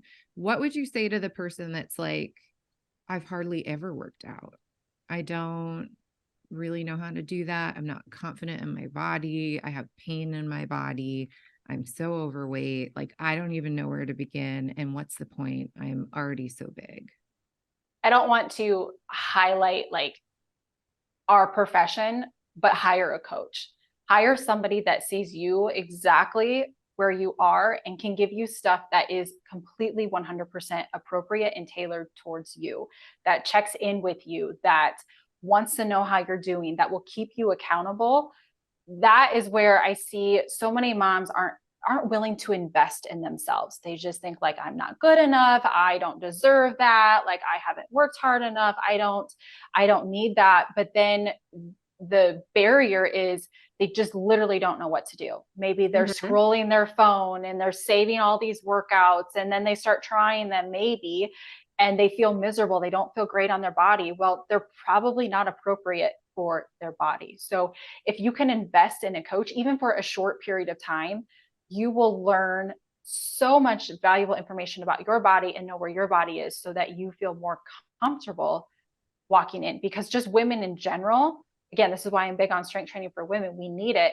But a lot of women, the barrier just to step into a gym or to lift up dumbbells is just really, really scary. So it's truly like, you look at the people that are standing by those dumbbells that are like flexing their butt cheeks in the mirror, like whether it's the girl with like this high-waisted, totally coordinated, perfect ponytail, huge lips, huge lashes, and she's like doing these curls in the mirror and like looking like she's in a music video, or the dude that, is enormous grunting and shouting as Yeah, he shouting. and then you're going to go there and you're supposed to, I don't want to, there's a reason I like to do CrossFit. Okay. There's no mirrors in there. I don't like to look at myself in the mirror when I'm working out. It's not a good look for me. And so it can be really, really intimidating. And just because I know so many of you have had bad experiences with some 19-year-old who works at 24-hour fitness or whatever, that's like did a weekend course and is now going to be like, what's up, Jen? All right, we're here. We're lifting. We're sweating. We're looking good. All right. Let me drink 500 protein powders, creatine. Yeah. And like if you don't have to go with that guy. You don't have to go with anyone. No, you need to shop find around and find somebody you have that to find somebody that with. sees you. Yeah. Who do you want to work out? Who would you want to work out with? Who are you enjoying your time with? Who do you respect? Like, that's who you want to hire. And in this day and age, there are so many options. You can go to fitness clubs, you can go to a gym. There are places where other moms are meeting, like in the park. To Resilient Mama Fitness. You could do Zoom. You can have somebody virtually. If you're at a place where you're like, I feel like such a spectacle at the gym. Like, I don't want to wear the stretchy pants. I don't want to go in there. I feel like everybody's looking at me because I'm fat or I'm whatever. You don't have to start there. You can start in your own home. You can start with other girls that look like you. There are so many options. Can I ask you both a question? Yeah.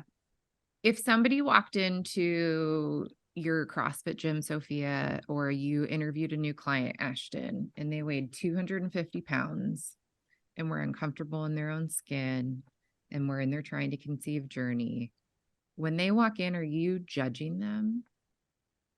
I am, but not judging them negatively. My judgment on them is that I'm impressed. My judgment on them is that they're brave. My judgment on them is I'm more impressed with that person than I am the person that's in the gym every single day and can like squat double their body weight. Because somebody that's coming off the couch or coming from a traumatic exercise past or is coming out of an injury and their body is just really not looking like everyone else is in the gym, it takes so much courage and it takes so much. When you're battling inertia like that and you're just trying to get some momentum going, I feel like that person belongs in the gym more than I do. I feel like they are the one. Yeah, 110%. I mean, the brave. I mean, they're being so brave, putting themselves into knowing that this is what they need. And again, it's meeting them exactly where they are and what they're able to do. And it's a sacrifice. It just is. Yeah, it's, and if they're walking into the gym space, I mean, even more just like, and that's something that I really tried. When I was a fitness director at the YMCA, it's, really even trying to get the instructors that were under me that you have to scoop those people up and you have to support them. You have to encourage them and love them and check in on them and just create an environment in your space that anyone is comfortable walking into. So, and honestly, the other side of that, because some of you are like, please don't wrap me in love. Please don't look at me. Please don't notice me. Like, I'm just here. Can I just be like you? Honestly, after a couple visits, you are. And I'm so focused on my own sweaty ass that I'm not thinking about yours. Yes. And I always told that people too, like no one is watching you. I always say that, like no one, especially the guy that's grunting and whatever, he is so concerned about what he's watching himself. Like. He's watching himself. He is like, checking himself out and talking to his buddy and has he whatever. shaved enough recently? Yeah. So no one is like, and you're all there for the same thing. I mean, you all have like different reasons, but you're all there for your health, your physical health, maybe some mental health, obviously, but you're all there sweating it out or whatever for the same, reason. And that's something that, and something that if that is not your thing, then invest in a home gym. Like if that is more comfortable to you, take the dollars that you would invest in your membership and invest them in a home gym. And you don't spend need $30 much every month on things they could invest in. For real, like a kettlebell. Yeah, you could have, I always say have bands. like three sets of dumbbells, a heavy for you, medium for you, and a light for you. 2 sets of bands, 3 sets. Bands are cheap. You can buy a whole like little kit of bands on Amazon for like $15. You need a door anchor or something to secure your band to. And then you need an ottoman, a chair. I mean, just those, that was literally my gym for a whole year, was a couple of bands and my 3 sets of dumbbells. And Ashton, isn't this what started our conversation where I was yeah, like, it is. you need to, so you have a freebie that you have on how to set up a home gym. So will you please make sure to send me the link to that very obviously, so we can put it in our show notes. Can I just say that in the spirit of my judgment, I was driving recently with my sister in the car, who's also in her own weight loss journey and just health journey.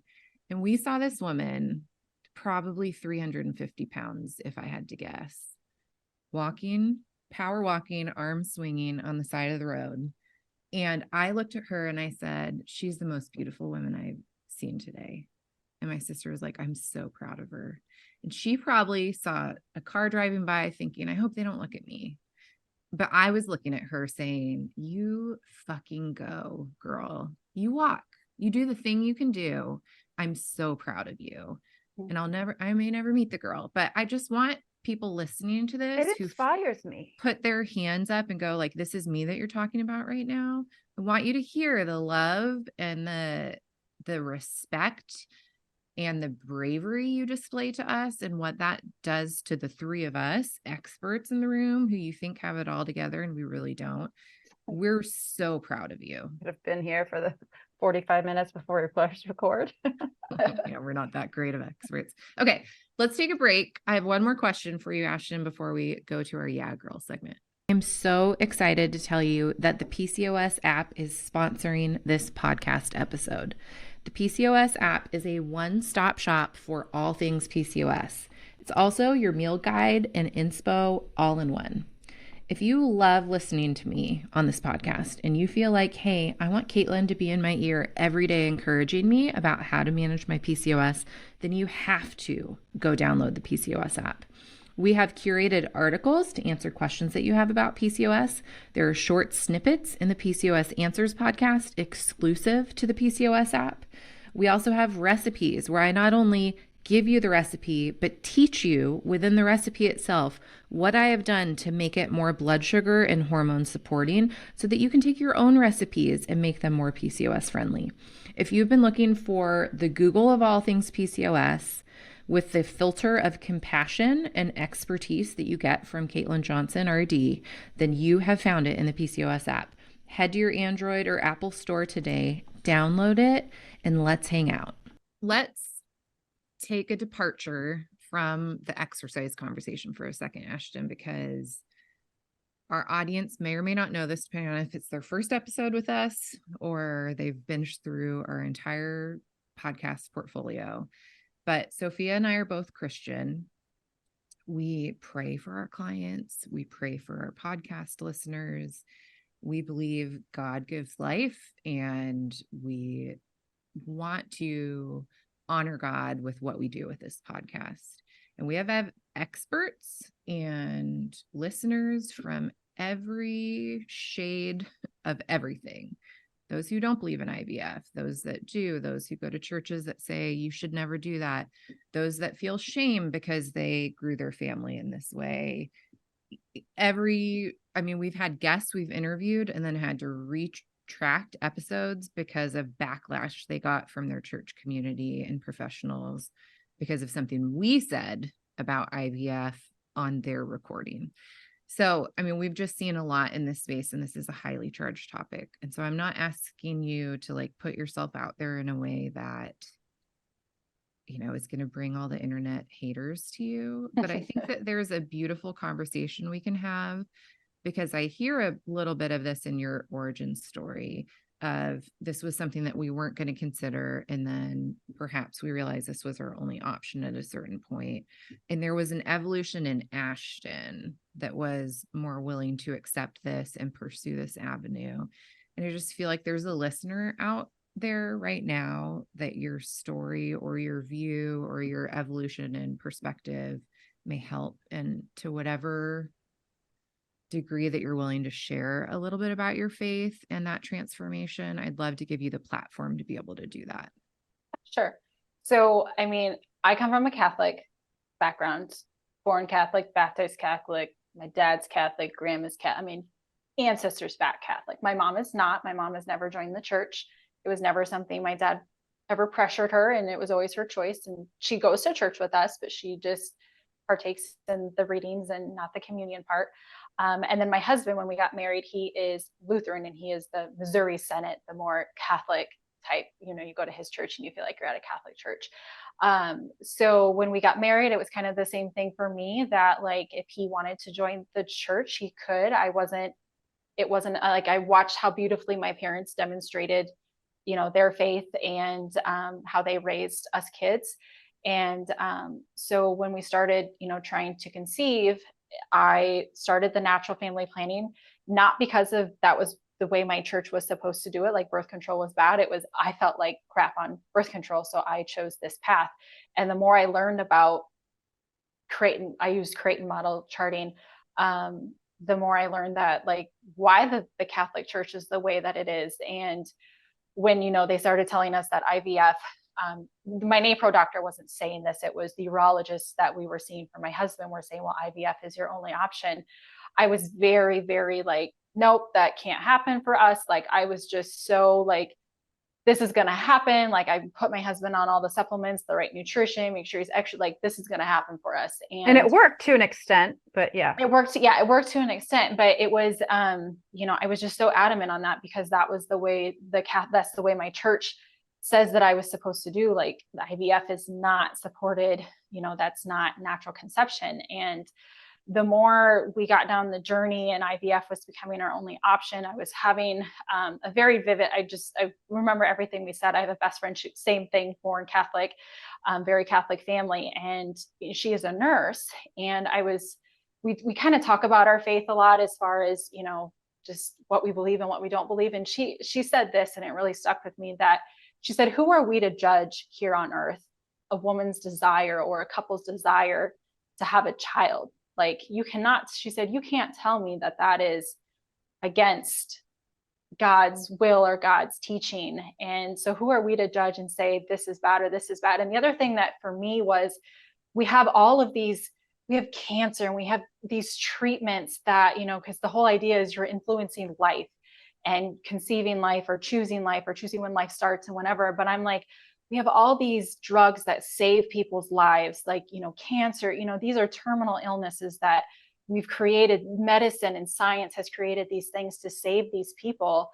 And that's okay. Like, I really struggled with that in my own, just learning about like what is for the church and against the church. And then I was having a conversation with my dad about it. And he told me, he said, because I was always afraid of what my grandma was going to say, because she prays every day. She, you know, she is just so religious and embedded in her faith. And, you know, my dad said, I don't think she's gonna care. I said, you know, this is grandma we're talking about. He said, no, I don't think so. And my other set of grandparents are Baptists, and depending on, you know, where you kind of fall in the Baptist realm, there's, you know, whatever. But so one day in the mail, my grandma sent me an article. I don't even remember what it was. It was maybe Michelle Obama. Did they do IVF? I can't remember. I think it was her article. And she sent it to me and she said, this really made me think of you. And we hadn't done IVF or like started IVF. But to me, that was, I'm going to get emotional. It was Go for it. The green light from my grandma saying, and permission. It was almost permission for me. And just being able to accept that like this was okay. And when we were choosing like what clinic we were going to, we were kind of, we ended up at the University of Iowa for many reasons. Just, you know, statistically how good they are. But one of the things that really stood out to us is how they're very focused on the woman and the family, that you don't get a lot of say in your process. You don't get to choose what gender you transfer. You don't get to choose if you transfer one or two. They're very strict on, you have to wait a whole entire year after a live birth before you can transfer again. They're very focused on building your family one child at a time. And that kind of stood out to me a little bit more, especially coming from not just a cash cow, not just a baby factory. Not just trying to take your money, that they really care about, you and your the success outcomes. rates, and obviously it's going to improve their outcomes as well.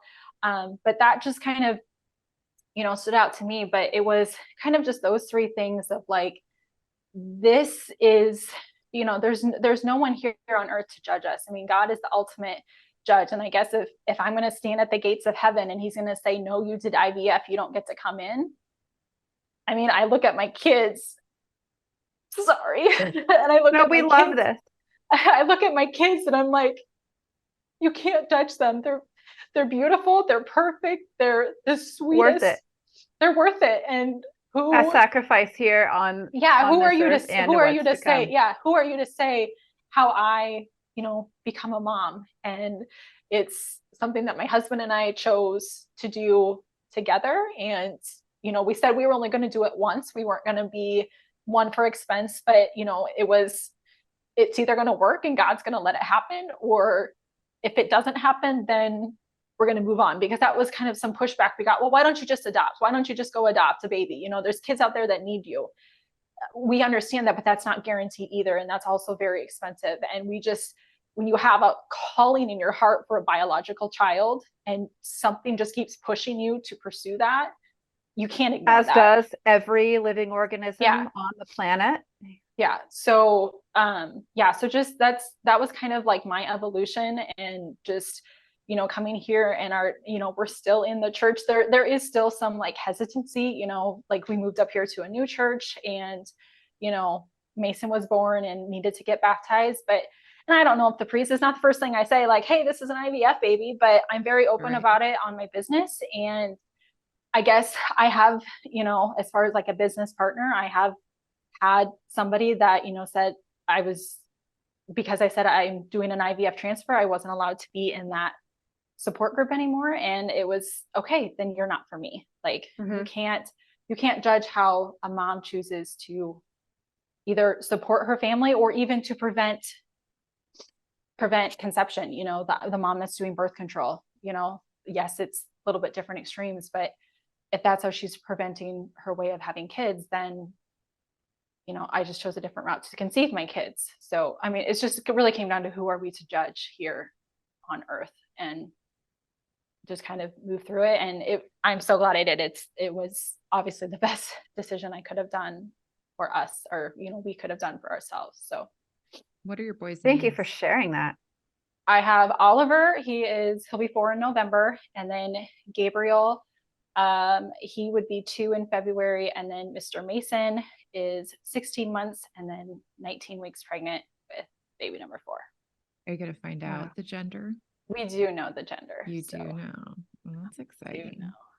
So you don't get to choose what you transfer, but do you know it transfer, or do you have to wait till ultrasound? Nope. So ours were never, we never tested. That was another thing we chose not to do. We did not choose to test our embryos because I just kind of read too many stories of people who transferred good embryos and they didn't take, or they failed. And then people who was on their last embryo and it wasn't graded good, and that was the one that came. So we just didn't want to. And the University of Iowa said, we don't really encourage it. You're both young, you have no genetic issues. Like, we think it's going to be fine. So we never did. So we have no idea when we transfer. But even if you do that, even if you do know the gender, they go by what is graded. I mean, if it's rated the best, but for our sake, ours were just, they just kind of graded them how they looked, before they froze them. So they just do whatever one is next. And so you're keeping the gender a secret just for you guys? We need to tell we're going to go ahead and tell family. I think we found out with Mason because with Gabriel, the way he was lying, we didn't know what he was. We weren't going to find out. We didn't find out with Oliver, and we love that. But when we found out he passed, the ultrasound tech couldn't tell the gender based on how he was lying. So I didn't ever want to be in that situation. Like, birthing a baby that's deceased and not knowing the gender was not. Yeah, I get that. Yeah, it wasn't something I like. So I wanted to know with Mason for bonding issues. And then in case anything, we did the blood test in case anything happened. So we did that with this baby. But my husband didn't like that. Well, he liked it, but he didn't like it because he struggled with pronouns. So he'd be like, "Oh yeah, he's doing great today." Okay, you just told the whole family that we're having a boy. So so I think this time we're gonna go ahead and tell family, just so it's a little bit easier. Yeah. We won't share names, but we'll just go ahead and tell less the family. mental load. Yeah. Gosh, I have friends' husbands do that all the time. They're like, "Oh, and what are your name and your baby?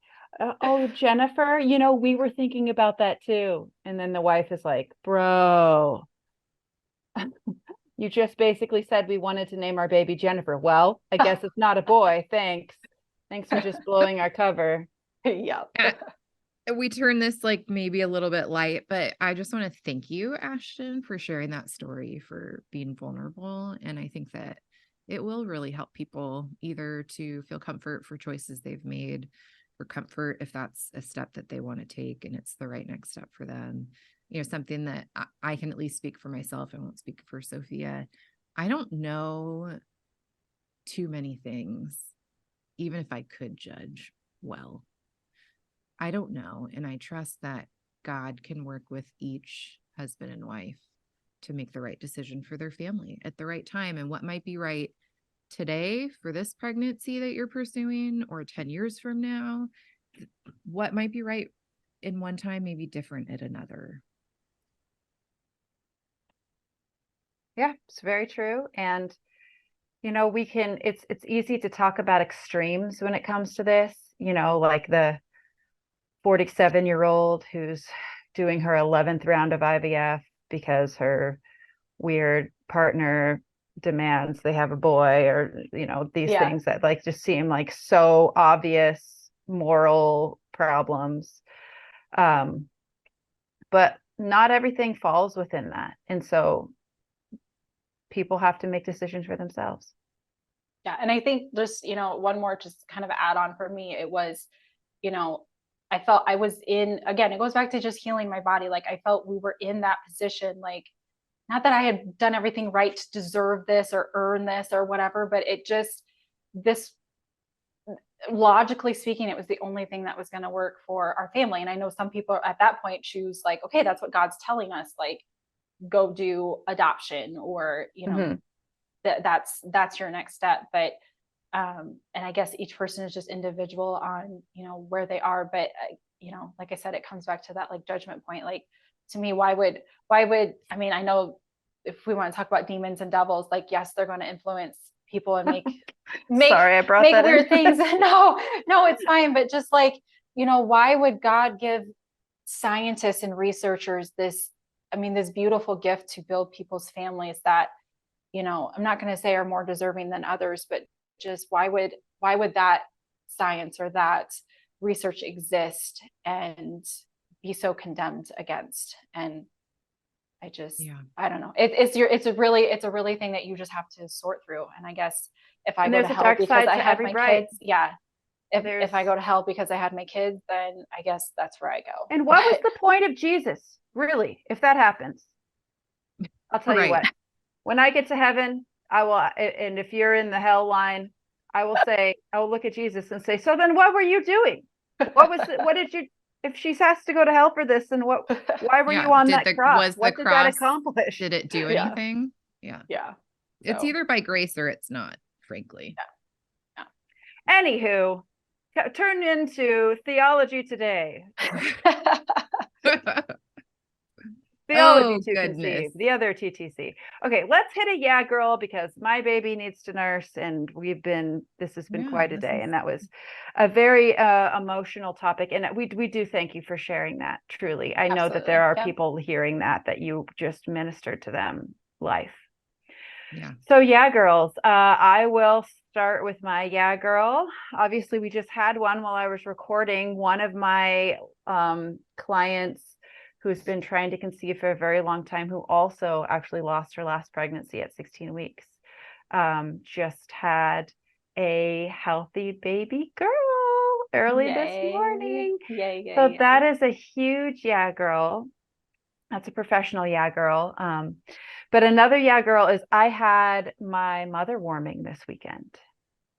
I had my So mother warming is a traditional motherhood postpartum practice where my midwife and her youngest daughter came over, and it's where they do like a vaginal steam.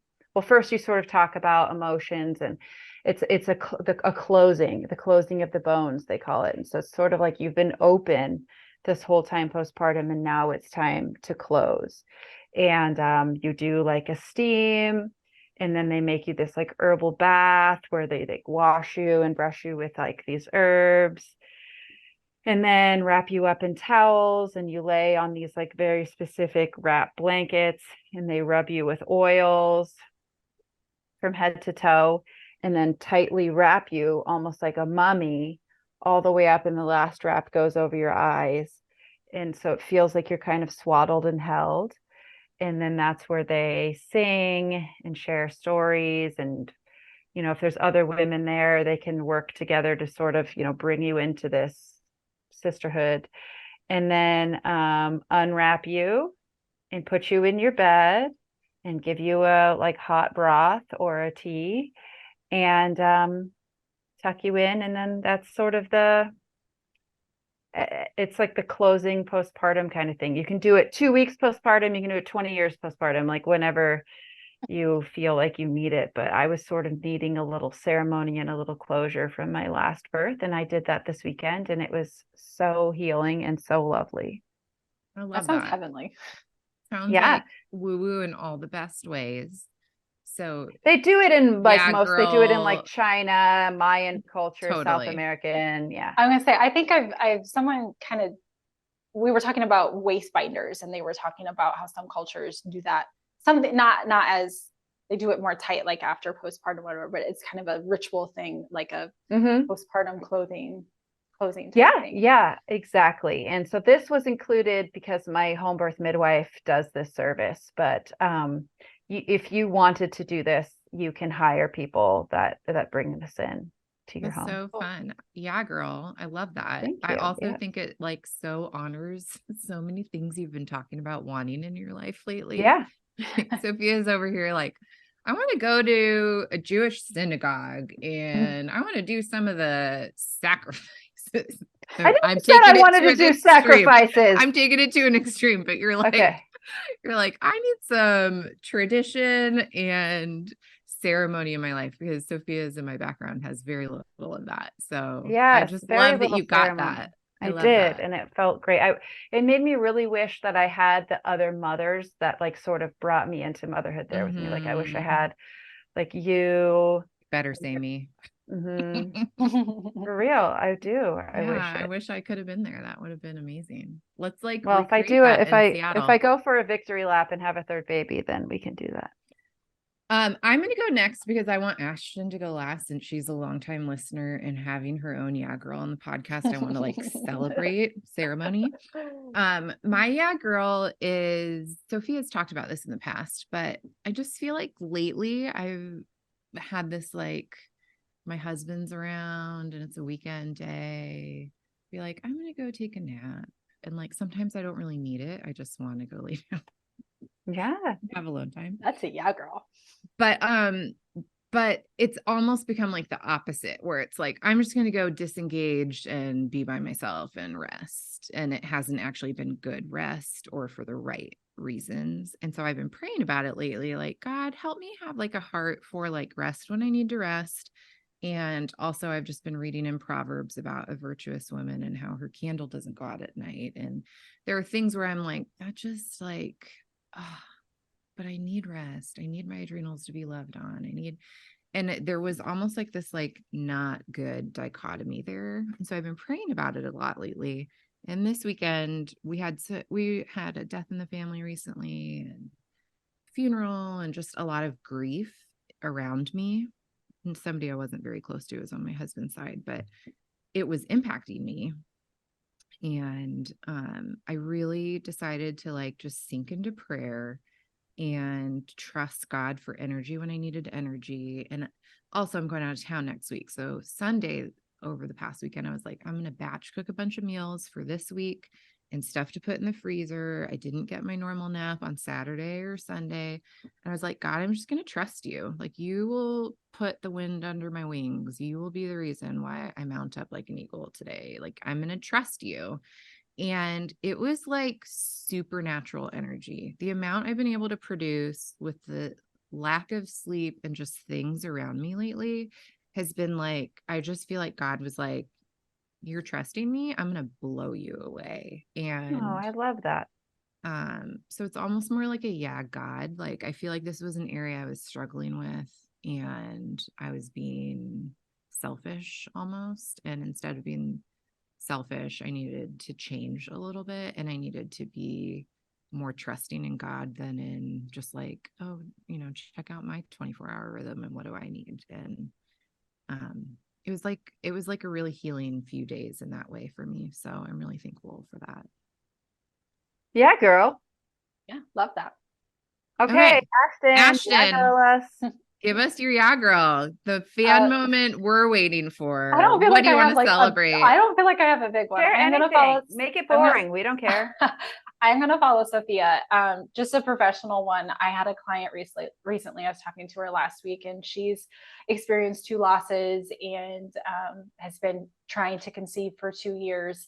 And she kind of came to the path where she needed like her next step. So she has her next step. She's going to be going in for her. Well, she's waiting to hear back, but she's submitted like her letter to her NAPRO to pursue endometriosis, her discovery surgery, to check her, check for adhesions, check for endometriosis, check, uterus size, make sure her fallopian tubes are big, and that, everything. So I was just so proud of her. There was just a lot of things kind of leading up to that, and just proud of her, bravery again, because she's terrified to have surgery, and kind of just the impact. And I'm just praying that this is, the answer. I had another close friend that she went through this same path already, and she is currently pregnant. And I was one of the first to know. She texted me when she was in her bathroom. She's like, I didn't know who else to tell. And the 2 of them are friends. So I'm hoping that just between, my own story and this other person's story, that, she is able to have her earthly babies and, be able to have, just a family here on earth. So just really proud of her for that. And then just for me, it's, 19 weeks pregnant. I mean, to me, it doesn't matter how many losses or how many rainbows you have after a loss. Every pregnancy is just really hard. And this one, knock on wood, is, very minimal complications. My progesterone is doing really well. I was actually decreased on my supplementation, and my body seems to be doing well, and baby is thriving. So if 19 feels like a midway point, all my babies have come early. So I just feel like this one will be the same. So yeah, girl. Yeah, so, girl. Yeah, baby. That is my yeah, girl. girls. Yeah. Our prediction is that you've got a yeah girl baby in your belly too. That's what we think. We think it's another yeah girl. Or maybe it'll be a yeah boy. Ashton, how can people like get in touch with you, find you on the interwebs? What are your deets? I hang out on Instagram the most. You can find me over there at resilient.mama.fitness is where you can find me. I'm also on Facebook as well. Same username or same handle. I've got a website as well that's kind of, says what I do, my services, and how I can help you. That is resilientmamafitness.com. You can shoot me an email, resilientmamafitness@gmail.com. Kind of the same. And do you strictly support people once they have children and are in the postpartum, or will you take on fertility clients? Like, can you? No, no. I've got some moms that are decades removed from having their kids. Like my own mom is in my program, and she's one of my clients. And then I've got like I said, the client I just had that, has experienced 2 losses and is in that trying to conceive space. I've got, new postpartum moms. So it kind of across the spectrum is, what I try not to pinpoint and tell people, no, I don't think I'm the right coach for you. I will definitely say that to you. But as far as like your motherhood journey, no, you don't need to like have a kid to work with me or be, or not have kids to work with me. because I think there's a beautiful connection between, you know, being in the it's a beautiful connection, but it's a hard transition being the mom that doesn't have the kids and longing for kids and all of a sudden being pregnant, and you don't know how to, you know, go back, move into that space. It's really scary, but like, you know, of other people that are still in that space, and how do you tell that person that you've been struggling to conceive with, and now you've moved on and they're still in, you know, it's a beautiful transition to come over, but it's really hard because, you know, it just, now what, you know, I think you guys have that one episode, you're pregnant, now what? So just trying to support moms through that, because, you know, if you've experienced pregnancy loss, it's a scary, that's why I said exercise, your considerations are different, because it might be safe for you to do, but it might not feel safe for you to do, because a lot of women begin bleeding during exercise, and they contribute their exercise to their pregnancy loss. Like, that's the thing that they blame. So it's helping moms navigate both what is safe for you for pregnancy and postpartum, but just what feels safe to you, because there's a lot of power in that as well. Well, thank you so much for coming on. Yes, thank you so much. It's been a wonderful episode. It was well worth all of the struggle we had to get recording going. So, listener, if you like this episode and you like our podcast, please rate, review, subscribe so you never miss an episode. And all of your interactions with our podcast, the rating, the reviewing, and all of that, it helps other women find us. So it is very helpful for us, and it's very helpful for other ladies out there who are struggling. And Ashton herself is proof of that. So thank you for listening, and we will catch you next time.